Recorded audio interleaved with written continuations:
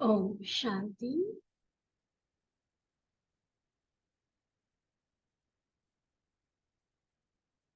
भक्ति में 63 जन्म 2 युगों तक हम सभी बाबा को पुकारते रहे, उसे मिलने के लिए तरसते रहे। भक्ति मार्ग में भगवान को पाने की आस में हम कहाँ कहाँ भटके, न जाने क्या क्या किया।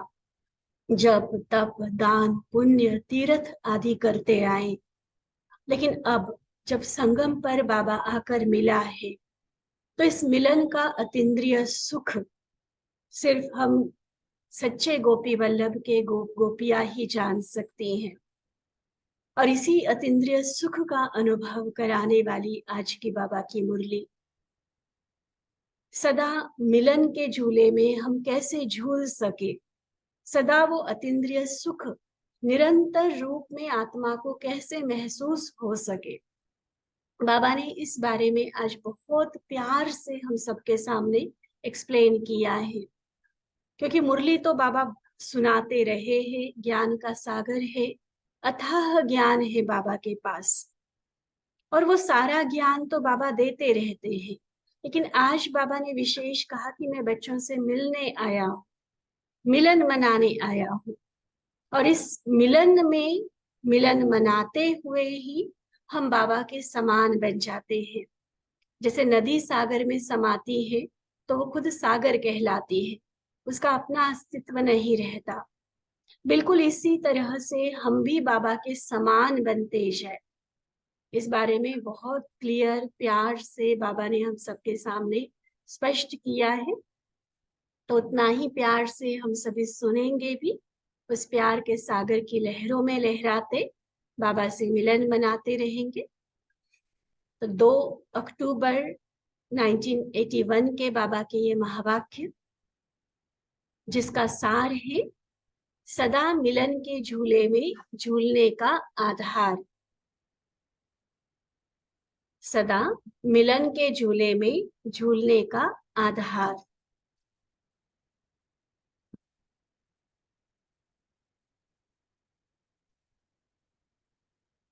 तो सर्व झमेलों से छुड़ाने वाले, सर्व प्राप्ति स्वरूप बनाने वाले ज्ञान सागर शिव बाबा बोले, आज चारों ओर के याद में रहने वाले बच्चों को बाप दादा साकार व आकार में सम्मुख देखते हुए याद का रिस्पॉन्ड पदम गुना याद प्यार दे रहे हैं।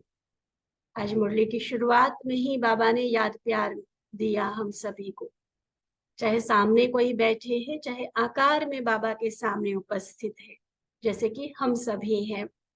तो बाबा मुझ आत्मा को नाम सहित याद प्यार दे रहे हैं। उतने ही प्यार से हम ये याद प्यार स्वीकार करेंगे। बाबा कहते कोई तन से, कोई मन से, एक ही मिलन के संकल्प में, एक ही याद में स्थित है। बाप दादा खजाना तो दे ही चुके हैं, साकार द्वारा, आकार अव्यक्त रूप द्वारा सर्व खजानों के मालिक बना चुके हैं। जब सर्व खजानों के मालिक बन गए तो बाकी क्या रह गया? सर्वस्व बाबा ने हम पर समर्पित कर दिया। हमने चाहे अपना अपना जेब खर्ची अभी कुछ बचा के रखा हो, अपने सगे संबंधियों के लिए, बच्चों के लिए, पुत्रों के लिए खूब सारा कुछ बचा के रखा हुआ है। सर्वस्व भले हमने समर्पित किया नहीं किया, लेकिन बाबा ने हर बच्चे को अपना बनाते ही जन्म सिद्ध अधिकार के रूप में अपने सर्व खजाने हमारे नाम कर दिए। तो बाबा कहते जब सर्व खजानों के मालिक बन गए तो बाकी क्या रह गया? कुछ रहा है? बाप दादा तो सिर्फ मालिकों को मालेकम सलाम करने आए हैं। देखने में तो मास्टर बन ही गए हो, बाकी क्या रह गया है? बाबा कहते हैं देखो, सुनने का हिसाब निकालो, सुनाने वाले का भी हिसाब निकालो। अथाह सुन लिया, अथाह सुना लिया। बाबा की मुरली एक चलेगी, दिन में कई बार हम 4-4 प्रोग्राम्स कर लेते हैं। किसी को कोर्स करा लिया, किसी को मुरली सुना ली, कहीं जाकर भाषण कर लिया, किसी को प्रदर्शनी समझा दी, किसी को वैसे ही चलते चलते रास्ते में बाबा का परिचय दे दिया। तो सुनने के साथ साथ सुनाने का चार्ट भी हमारा बहुत अच्छा है। सुनते सुनते सुनाने वाले भी तो बन गए ना। तो सुनाने वालों को क्या सुनना है? आप लोगों का ही गीत है ना, अनुभव का गीत गाते हो। जो पाना था वो पा लिया, अब काम क्या बाकी रहा। यह गीत किसका गीत है? क्या सिर्फ अकेले ब्रह्मा बाबा का? ठीक है, शुरुआत में ये लाइंस बाबा ने गाई, लिखी, जब वो सच में परमात्मा अनुभूति हुई ब्रह्मा बाबा को। लेकिन बाबा पूछते क्या अकेले ब्रह्मा बाबा का ये गीत है या आप सभी ब्राह्मणों का भी है? क्या कहते हैं? सिर्फ ब्रह्मा बाबा को शिव बाबा ने सब कुछ दिया, हमें तो अभी बहुत कुछ देना बाकी है, ऐसा बोलेंगे? ये गीत है ना आपका भी? तो बाबा भी पूछते जब सब कुछ पा लिया तो काम बाकी क्या रहा? बाबा आप में समा गए और आप बाप में समा गए। जब समा गए तो बाकी क्या रहा? समा गए हो या समा रहे हो? ये भी गहरी बात है जो बाबा पूछ रहे हैं। क्या कहेंगे, समा गए या समा रहे हो? दोबारा पूछा बाबा ने। नदी और सागर का मेला तो हो ही गया ना, तो समाना अर्थात मिलन मनाना। तो मिलन तो मना लिया ना। सागर गंगा से अलग नहीं, गंगा सागर से अलग नहीं। गंगा सागर का यह अविनाशी मेला है। तो समा गए अर्थात समान बन गए। समान बनने वालों को बाप दादा भी स्नेह की मुबारक देते हैं। सुना, आज सलाम मालेकम सलाम कर रहे हैं, याद प्यार दे रहे हैं, शुरू से ही हमें मुबारक दे रहे हैं समान बनने की। आगे क्या कहते बाबा, इस बारी बाप दादा सिर्फ देखने आए हैं, मालिकों की आज्ञा मानकर मिलने के लिए आए हैं। बच्चों ने प्यार भरा आवाहन किया होगा बाबा का, तो बच्चों के लिए हाँ जी हजूर करके बाबा सामने उपस्थित हुए हैं, क्योंकि मालिकों को ना नहीं कर सकते। हम चाहे बाबा की श्रीमत के लिए कभी हाँ जी कभी ना जी करते रहे, सीधे से ना जी तो हम नहीं करते हैं, लेकिन चलते भी तो नहीं है ना वैसे। वो अपना अपना यथाशक्ति नंबरवार है। कोई बहुत अच्छे से बाबा की हर श्रीमत पर हाँ जी करके चलते, कोई थोड़ा बहुत मिक्स करके चलते हैं। लेकिन बाबा देखो, सर्वोच्च हस्ती संसार की क्या, तीनों लोकों की जो सुप्रीम पावर है, और हम जो अभी इस दुनिया के दुनियावी मनुष्यों की तरह ही, हम भी अभी तो साधारण ही है ना, अभी तो कोई हम देवता नहीं बने हैं। कई सारी कमियां हैं, कई सारे विकार हैं, कई गलतियां हम करते हैं, लेकिन फिर भी वो सर्वोच्च हस्ती हमारा ओबीडियंट सर्वेंट बनकर हमारे सामने क्या कह रहे हैं कि आप मालिकों को मैं ना कैसे कर सकता। तो जी हाजिर का पाठ पढ़कर हाजिर हो गए हैं। ऐसे ही तत्वम, यानी कि बस बाबा ही हमेशा हाँ जी हजूर करता रहे, हमें भी बाबा की हर श्रीमत पर इसी तरह से हाजिर रहना है, हर सेवा में इसी तरह से हाजिर रहना है। इसको कहते तत्वम। जो बाबा ने किया सो मुझे भी करना है, जैसा बाबा बना मुझे भी बनना है। बाप दादा आदि काल से यह तत्वम का वरदान ही दे रहे हैं। संकल्प और स्वरूप दोनों में तत्वम के वरदानी हो। ब्रह्मा बाबा की हिस्ट्री में हम सुनते हैं ना कि चतुर्भुज विष्णु का ब्रह्मा बाबा को साक्षात्कार हुआ शिव बाबा के अवतरण से भी पहले। और विष्णु ने क्या कहा ब्रह्मा बाबा को, अहम चतुर्भुज तत्वम। तो यज्ञ का आदि काल से वरदान ही क्या है कि जो मैं हूं वही तुम हो। तत्वम का सीधा सीधा ट्रांसलेशन ये बनता है, जो मैं हूं वही तुम हो। तो यहाँ अब शिव बाबा ब्रह्मा बाबा हमें तत्वम का वरदान दे रहे हैं कि जैसे बाप दादा हाजिर हो जाते हैं हमारे एक बुलावे पर, हमारे प्यार भरे आह्वान को रिस्पॉन्ड करने, मालिकों को सलाम करने ना नहीं कर सकते हैं, ऐसे बाबा कहते तत्वम। जैसे मैंने किया ऐसे बच्चे तुम भी हाँ जी का पाठ पक्का करो। करेंगे? ये भी सिर्फ सुनने सुनाने वाली लाइन में चला जाएगा? करेंगे ना, पक्का करेंगे। बाबा से ये प्रॉमिस करो, और जितना इस प्रॉमिस को बार बार दोहराएंगे उतना जहां जहां जाने अनजाने में भी नाजी हो जाता है ना, वो भी खत्म होता जाएगा। तो संकल्प और स्वरूप दोनों में तत्वम के वरदान, धर्म और कर्म दोनों में तत्वम के वरदान। ऐसे वरदानी सदा समीप और समान के अनुभवी होते हैं। तत्वम का मतलब ही समीप हो और समान होता है ना। तो बाप दादा ऐसे समीप और समान बच्चों को देख हर्षित होते हैं। अमृत वेले से लेकर दिन की समाप्ति तक सिर्फ एक शब्द धर्म और कर्म में लाओ तो सदा मिलन के झूले में झूलते रहेंगे। ऐसा कौन सा शब्द बताया होगा बाबा ने? बस एक वो शब्द याद रहे तो सदा ऐसे लगेगा कि मिलन के झूले में झूल रहे हैं, प्राप्तियां ही प्राप्तियां जिसमें है। क्या याद रहना चाहिए? लिखना कमेंट में, ऐसा कौन सा शब्द याद रहे जिस आधार पर अगर उस शब्द को हम धर्म और कर्म में लाते जाए तो सदा मिलन के झूले में झूलते रहेंगे। जिस मिलन के झूले में प्रकृति और माया दोनों ही आपके झूले को झुलाने वाले दासी बन जाएंगे।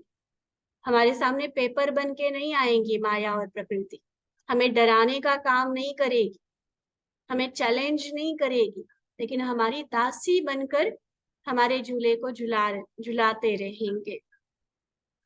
और सर्व खजाने आपके इस श्रेष्ठ झूले का श्रृंगार बन जाएंगे।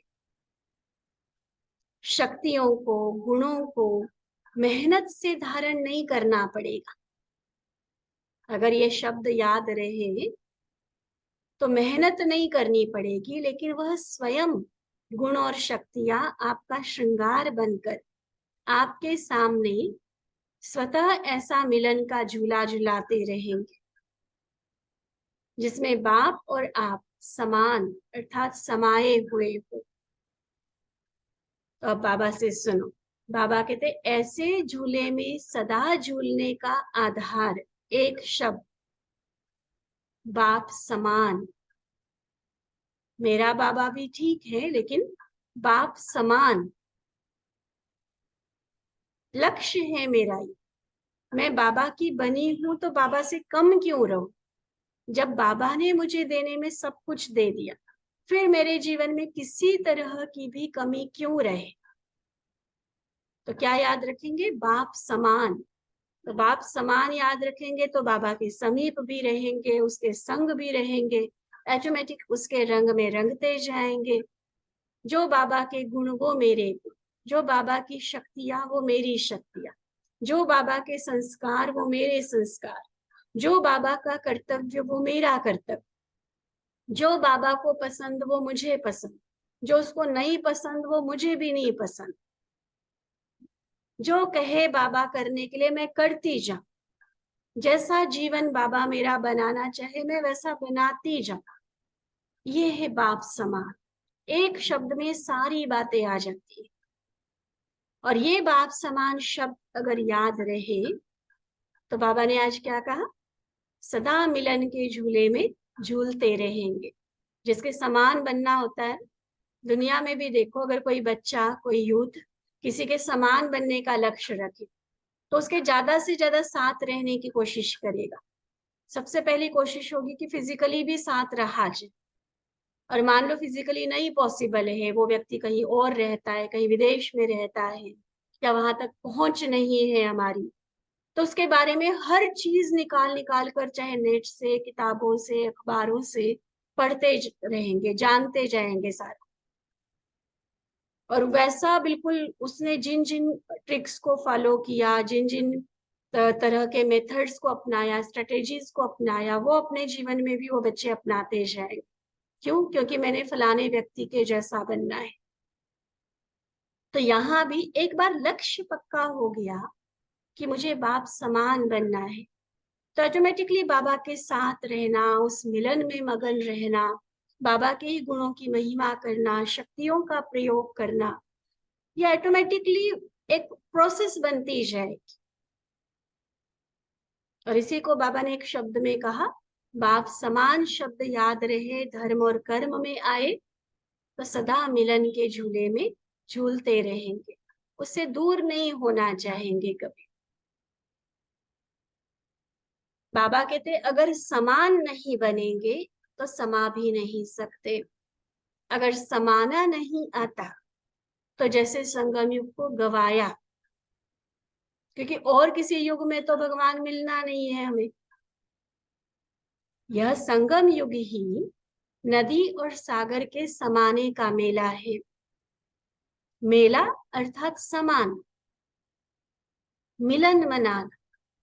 ये सिर्फ दर्शन नहीं होता जो हम मधुबन जाते हैं, शब्द भी क्या आता है? बाबा मिलन, मिलन के लिए जाते हैं। और मिलन अर्थात मिलना, समाना, समान बनना। तो बाबा पूछते, समाना आता है? मेला नहीं मनाते हो, फिर क्या करते हो? झमेला करते। अगर बाबा से मिलन के मेले में मस्त नहीं है तो फिर पक्का झमेलों में उलझे रहेंगे। माया भी देखती कि इसका ना इतना प्यार है नहीं है बाबा से, इतना रहता नहीं है बाबा के साथ। तो जैसे ही हम अकेले हो जाते हैं, माया किसी न किसी झमेले के रूप में आ जाती है। पहले भी कई बार बाबा की मुरलियों के दौरान ये बात हमने डिस्कस की है ना, कि अगर हम अपने आप को बिजी करते हैं बाबा की याद में, उस मिलन में, किसी न किसी तरह की सेवा में, तो माया भी देखती है कि ये तो बड़े बिजी हैं, तो डोंट डिस्टर्ब वाला बोर्ड उसके लिए ऑटोमेटिक लग जाता है, डू नॉट डिस्टर्ब। लेकिन जब वो देखती है कि ये फ्री बैठा है, ना याद करते हैं ना सेवा करते हैं, तो वो कहेगी ठीक है फिर मैं बिजी कर देती हूँ तुम्हें। और माया का बिजी करना माना तरह तरह के झमेले, किसी न किसी तरह की परिस्थिति, चाहे संबंधों की उलझने हैं, शारीरिक प्रॉब्लम्स हैं, आर्थिक कारोबार में कुछ न कुछ गड़बड़ हो जाती, उथल पुथल हो जाती, तो सारे झमेले हैं। तो झमेलों में गए ही क्यों, जबकि बाबा ने तो मिलन के मेले का झूला दिया था। उस झूले में थक जाते हो क्या? या तो ये झमेला है या तो मेला है, चूज करो क्या चाहिए। बच्चे कहते हैं अकेला हूं, लेकिन बाबा कहते अकेला तो होना ही नहीं है। संगम युग पर अकेले रहेंगे तो बाबा के साथ का अनुभव कब करेंगे? कहा ना शुरू में भी, ये यही तो मिलन मेला मनाने का युग है, और किसी युग में तो बाबा होना ही नहीं है।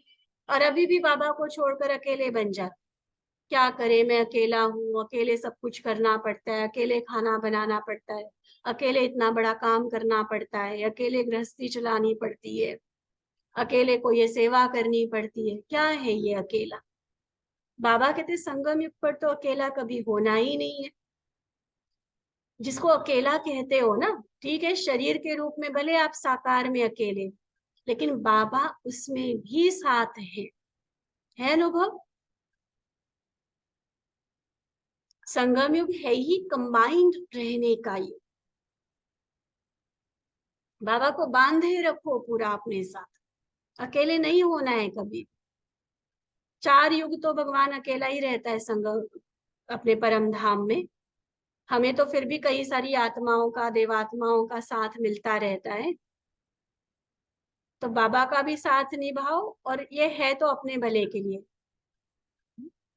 बाबा को भी एंटरटेन करो, अपने मन को भी बहलाते रहो। अपनी तो सेफ्टी है ना इसी में, बाबा को साथ रखने में। इसलिए कंबाइंड रहो, बाबा से तो अकेले नहीं हो सकते ना, सदा के साथी हैं। बाकी छोटे छोटे बच्चे झमेले में फंस जाते हैं। अभी भी बचपना अगर है ना, ज्ञान की गहरी समझ नहीं है, परमात्मा साथ की वो इम्पोर्टेंस नहीं है, तो उसको बचपना, शरीर से बच्चे वाली बात नहीं कह रहे बा। यहाँ पर जो समझ का जो बचपना होता है, उसके कारण झमेलों में फंस जाते हैं। और झमेले भी अनेक हैं, एक नहीं। मेला एक है, बस बाबा के साथ कंबाइंड। और झमेले तो अनेक तरह के आते हैं। तो बाबा क्या समझा रहे, मेले में रहो तो झमेले समाप्त हो जाए। चूज कर लिया ना सबने, मेले में रहना या झमेले में? पक्का है ना, मेले में ही रहना है। झमेले समाप्त, अब तो संपन्नता के प्रारब्ध ही बनो। अल्पकाल की प्रारब्ध को समाप्त कर संपूर्णता के, संपन्नता की प्रारब्ध को अनुभव में लाओ। अल्पकाल की प्रारब्ध क्या होती है? जो छोटी छोटी साधनों के आधार पर जो विनाशी प्राप्तियां होती है, या जो देहधारियों के साथ संबंध में जो थोड़ा बहुत सुख या कुछ प्राप्ति होती है, उसको बाबा कहते हैं अल्पकाल की प्रारब्ध। लेकिन उन अल्पकाल के क्षणभंगुर सुख में फंसकर सदा काल के सुख को, संपन्नता के, संपूर्णता की प्रारब्ध को नहीं गंवाना है। यहाँ भी डिसीजन लेना बहुत जरूरी है कि विनाशी साधनों में देहधारियों के चक्कर में हमने अविनाशी प्रारब्ध को मिस नहीं करना है। ये अपने साथ संकल्प लेने वाली बात है। ठीक है। फिर अलग अलग पार्टियों के साथ बाबा की मुलाकात है। बाबा कहते सभी सदा साक्षी स्थिति में स्थित हो कर्म करते हो ना।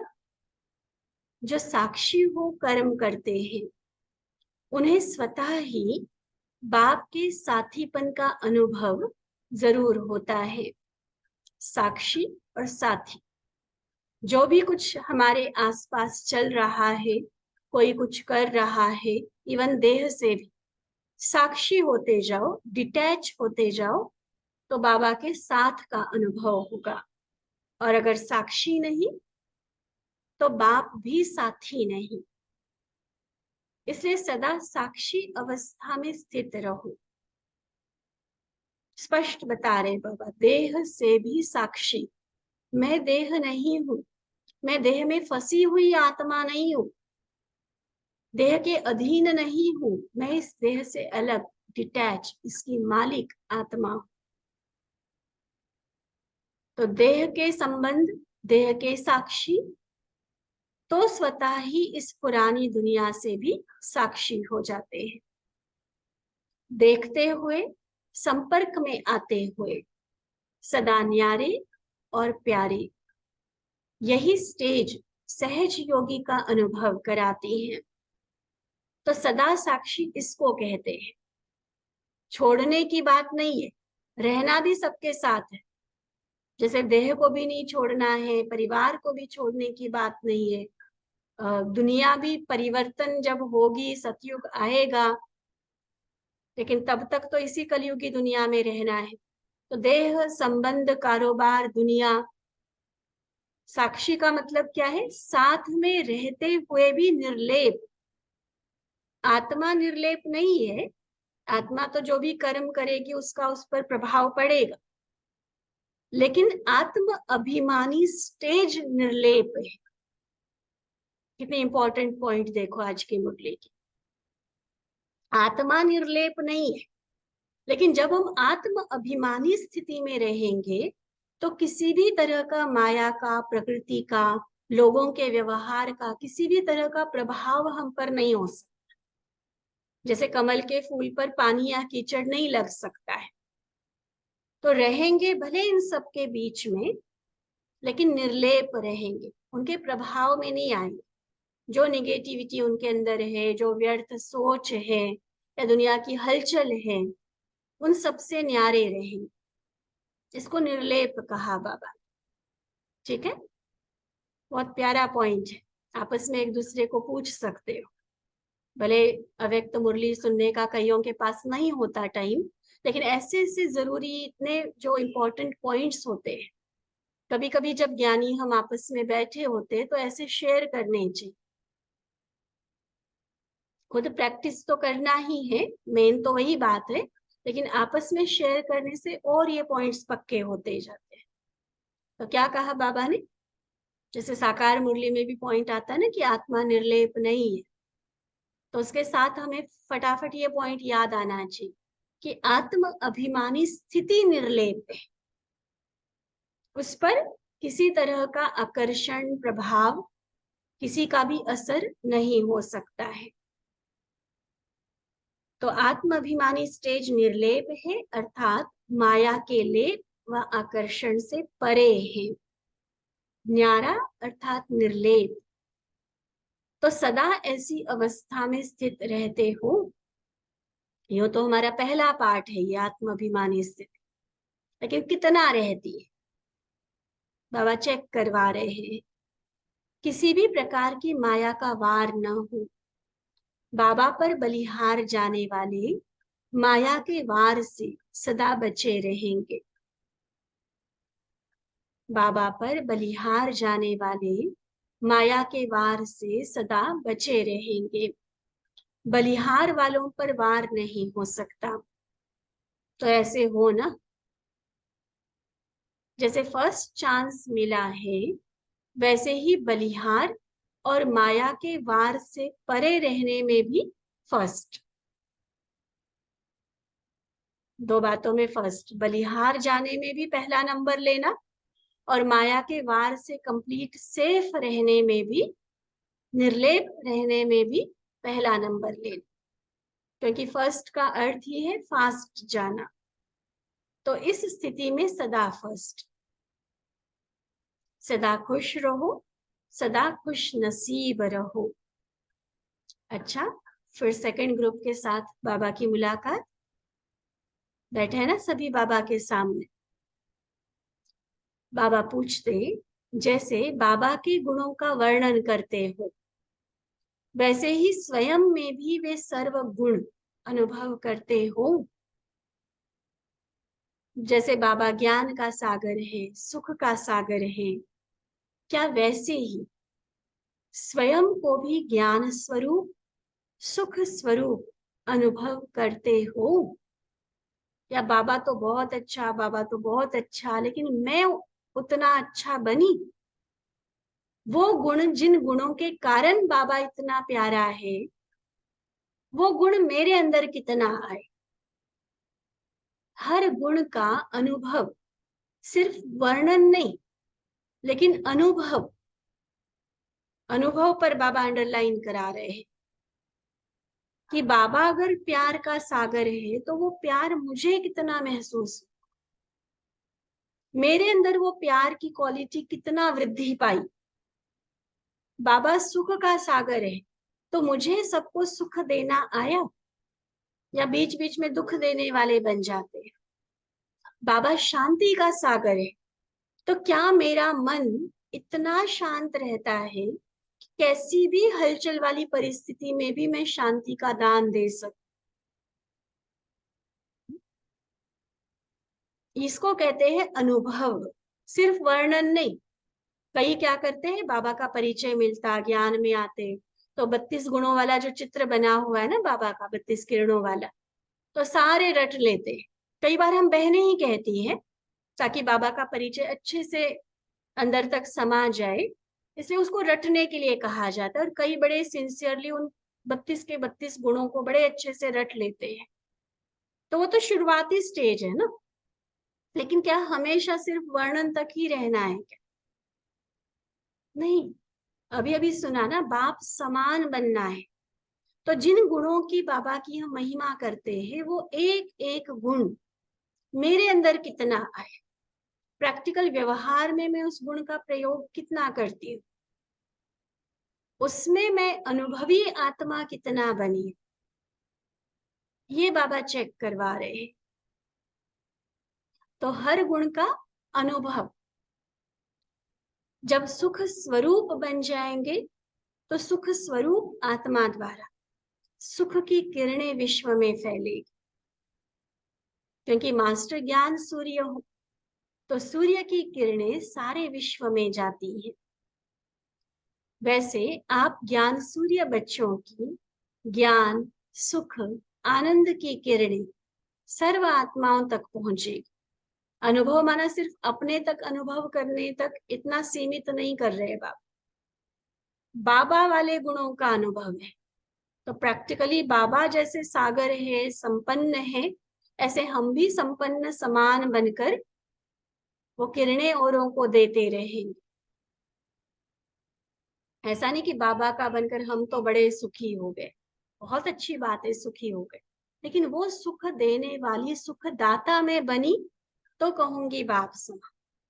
मैंने अपने मन को शांत करने की कला सीख ली, बहुत अच्छी बात है, आनी भी चाहिए।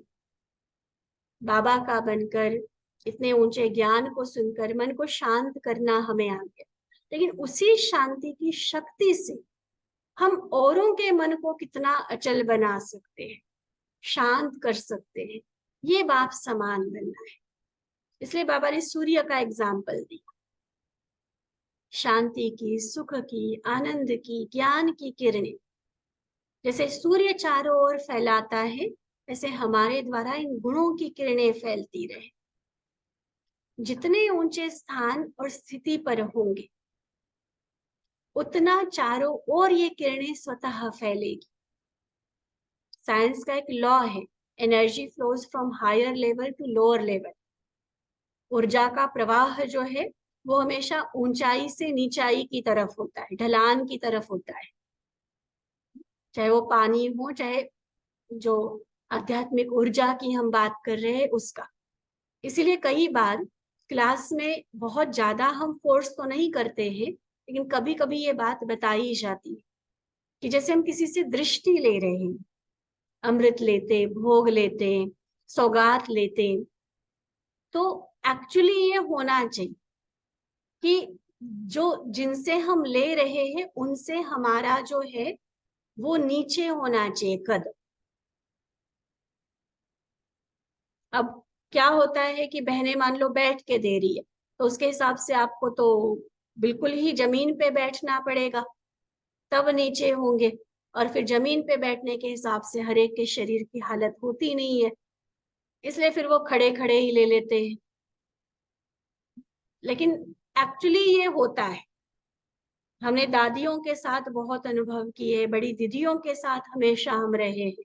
अगर उनसे हम कुछ ले रहे हैं ना, तो हम उनसे नीचे होकर लेते हैं, ताकि वो एनर्जी का प्रवाह महसूस हो हमें। मिलती तो तभी भी है चाहे हम खड़े होकर ले रहे हैं, लेकिन इसमें एक सम्मान वाली भावना भी होती है। और ये साइंटिफिक जो लॉ हमने बताया, विज्ञान विज्ञान का जो नियम, ये भी इसमें अध्यात्म में भी लागू होता है। कई जगह पर सेंटर्स पर तो मतलब ये रूल ही बना हुआ है कि भाई बहनें प्रॉपर जैसे लाइन में लगे हैं ना, तो जब सामने आएंगे बहन के तो प्रॉपर चौकड़ी मार के बैठेंगे, और फिर उनको अमृत और भोग लिया जाएगा, फिर वो उठकर आगे जाएंगे तो दूसरा आकर बैठेगा। तो ये होता है क्योंकि ऊंची स्थिति से किरणें स्वतः नीचे की ओर फैलती है। तो यही बात बाबा, वहां तो हमने चलो बाबा की बात के आधार पर याद आया, इसलिए फिजिकली ऊंचा या नीचा होने की बात हमने कही। लेकिन यहाँ बाबा बात करें प्रैक्टिकल स्थिति, हमारे स्वमान का स्थान वो जितना ऊंचा होगा तो चारों ओर विश्व में हम उतना अधिक किरणें फैला सकेंगे। तो ऐसे अनुभवी मूर्त हो, सुनना सुनाना तो बहुत हो गया, फिर बाबा बता रहे अब अनुभव को बढ़ाओ।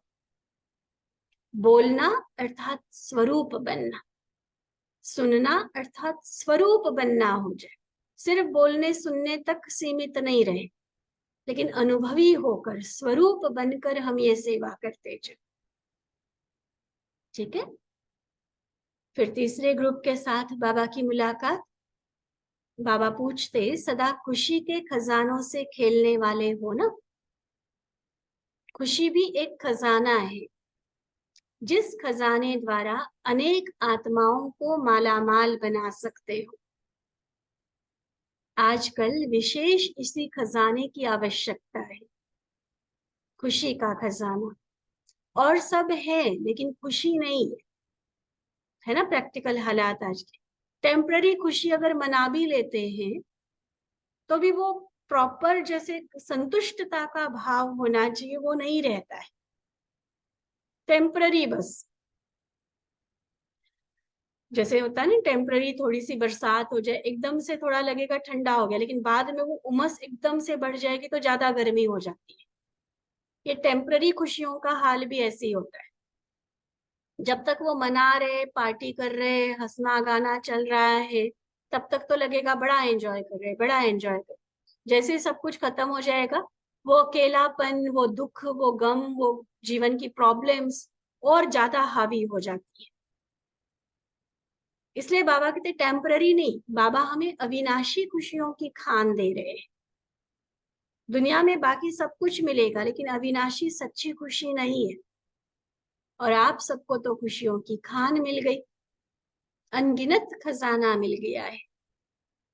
खुशी के खजाने में भी वैरायटी है ना, कभी किसी बात की खुशी, कभी किसी बात की खुशी, कभी भगवान मिला इसी खुशी में मगन हो जाओ, कभी सतयुग के अपने नजारे देखते रहो, कभी ब्राह्मण जीवन की अपनी महानता को याद करो, कभी संगम युग की विशेषताएं याद करो, कभी अपने इस महान परिवार को देखो।